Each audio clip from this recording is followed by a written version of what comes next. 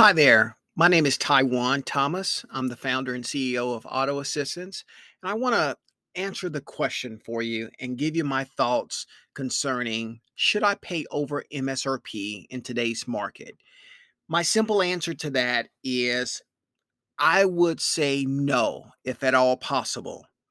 You ask why? Why wouldn't I pay over MSRP? I know a lot of places, and I know some of the dealers that I work with, and some of the dealers that's out in the marketplace. They may not agree with what I'm saying, but this is my opinion, and I want to share it with you. Right now, I'm seeing issues like with Kias and Hondas, especially Hondas being charged over MSRP in some cases. Now, there are some dealers that are not charging over MSRP, but a lot of dealers are charging over MSRP, and I get it. I understand there's market disruptions that's going forth, and some dealers don't know how much inventory they're going to get, and they're trying to make up for the potential losses and different things like that. Here's my thinking from a consumer standpoint. I would say that, here's the question. In 6 months from now, will you be happy with your decision of paying thousands of dollars over sticker? Or will it make you sick to your stomach that you overpaid for a vehicle? Now, again, the flip side to this is, from a dealer perspective, I get it. They are trying to make sure that they are making the profits that they need to make in order to survive this issue and this current climate that we're going through. Because the amount of vehicles that they've been allocated in the past, they're not getting that same amount of vehicles.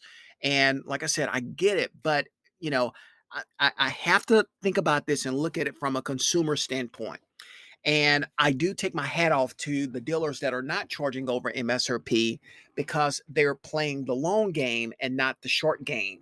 And I believe that, the dealers that are not charging over MSRP, they are really thinking about the customer perspective. And you think about this in a few years, a couple years, 1 year, you decide you want to trade in that vehicle that you bought and you paid over MSRP, more than likely, you may be severely upside down depending on how much over the sticker price that you paid for that vehicle. So I would say that if you are running into issues that you cannot find the perfect vehicle that's, let's just say, within the Kia brand or the Honda brand or whatever brand it may be that you're looking at, if you cannot find the perfect vehicle that you're looking for, the color, the options and everything, and not have to pay over MSRP, I would encourage you to look at other makes, because there's some other makes that's out there that are not having as extensive problems as some others. Everyone is dealing with their own set of challenges. However, I believe that it will be a good idea to expand your option list of different type of manufacturers. Maybe you want to consider a Toyota. Maybe you want to consider a Ford. Maybe you want to consider a Hyundai. Again, every manufacturer is pretty much having their own challenges that they're facing, but I think you should step back and just think, is this car so important that I have to pay, that I am going to pay over retail for it? Is it that important? And if it is that important to you, who is it for anybody to tell you what you should or what you shouldn't do? Again, this is my opinion, and I've literally have helped thousands of people, credit union members, over the years with the whole car buying process. And I remember the days, just years ago that we were I wrote a book called 10 Mistakes to Avoid When Buying Your Next Car. And it said, and one of the things I talked about was not paying over invoice on new cars.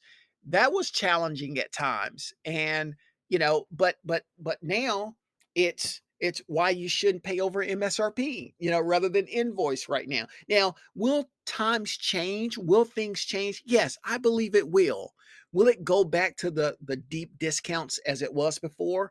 Who knows? Maybe not, maybe not as much, but I believe that as the market continues to tighten up more, I think because the slowdown in the economy, I believe that you will start seeing more and more incentives come to pass and come make available, because dealers are going to want to move their inventory and manufacturers are going to want to move their inventories, their product line, and I believe that we'll start seeing some discounts.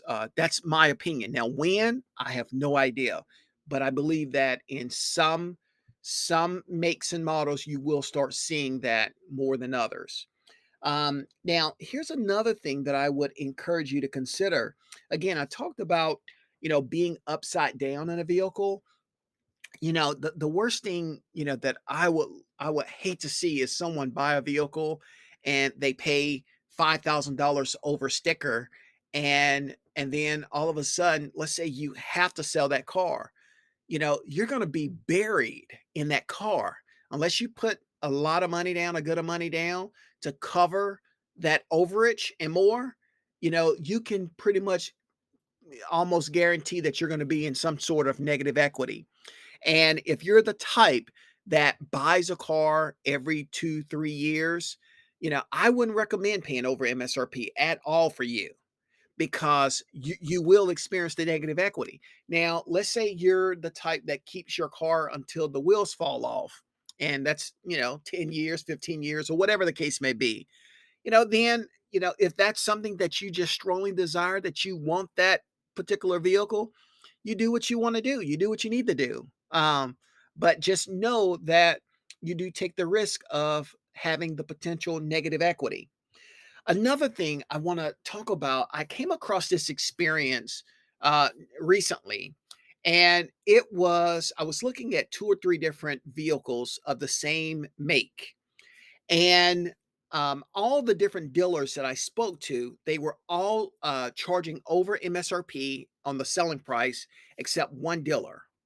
One dealer was not charging over MSRP, but they were charging products and services that you had to buy in order to purchase through them. And so I started looking at the whole situation. And although the other dealers were over MSRP, so let's just say one dealer was $5,000 over MSRP. Now, that's 5,000 over MSRP with nothing to show for it. It's like that money is just gone, just poof. Now, the one dealer that I came across, they were selling it at MSRP, but then they were charging, for their products and services, and it equaled out to about $5,000 roughly. Now, with the $5,000 in products and services, at least, just looking at it from a worst case scenario, at least it was tangible, pretty much tangible products that you can touch and you can feel and you can use, rather than just spending 5,000, it's just gone, evaporated, just poof. I would recommend, if you're gonna go that route, buy something with products rather than, paying over MSRP, that you can physically touch some products, or you can see the products or experience the products, rather than, just giving $5,000 away. Now that's looking at it from a worst case scenario. I don't wanna buy products that I don't have to buy, or somebody's forcing me to buy. I don't wanna be in that position. But if you really want a particular make and model, and every dealership is charging way over MSRP and so forth, you know, I think you have to take the lesser of the evils, if that makes sense.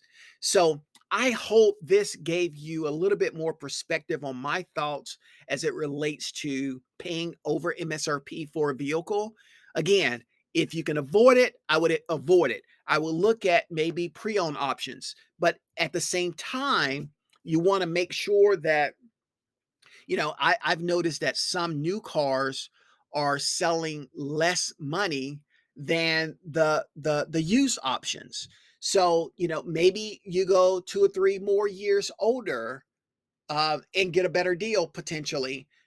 I would just look at my different options and see what makes more sense to your situation. One other thing that you have to be mindful of is, you know, before you used to be able to walk to a dealership and, they have like 5, 6, 7 different colors of you just pick the color of the car you want with the make and model and so forth. Now it's a little different in this time. And in a lot of cases, you have to agree to purchase a vehicle before it even arrives at the dealership if you want that particular car, if you're looking at a new car. And some cars could be anywhere from 7 days to 60 days to 90 days and longer. So be prepared to potentially agree to buy the car before it even lands at the dealership. And also, I would encourage you to be open-minded for potential delays because there are all different type of delay issues or just different things are going on in the marketplace right now. And I just want you to have an open mind when it comes to that. But also, I would, if you are ordering a brand new car, make sure you're communicating with your dealer and just asking them, hey, what's the status? Where is it at? You know, I don't care if it's once a week. You need to call them and just ask them, so they can just make sure that you are really after it. Now they're dealing with their own issues that they may have 50 or 60 cars that's already pre-sold and yours are just one of those. So but anyhow, just think about that. Paying over MSRP and having to wait for the vehicle, that's one thing.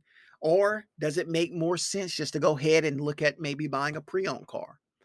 It's your choice, but I hope some of this information, you at least got one tip that can help you as it relates to considering paying over MSRP or not.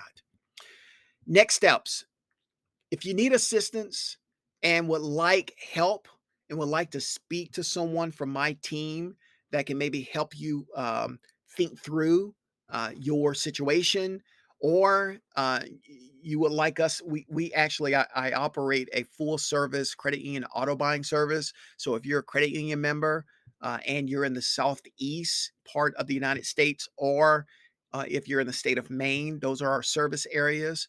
We will be more than happy to assist you. And as a credit union member, it's a free service. It costs you nothing.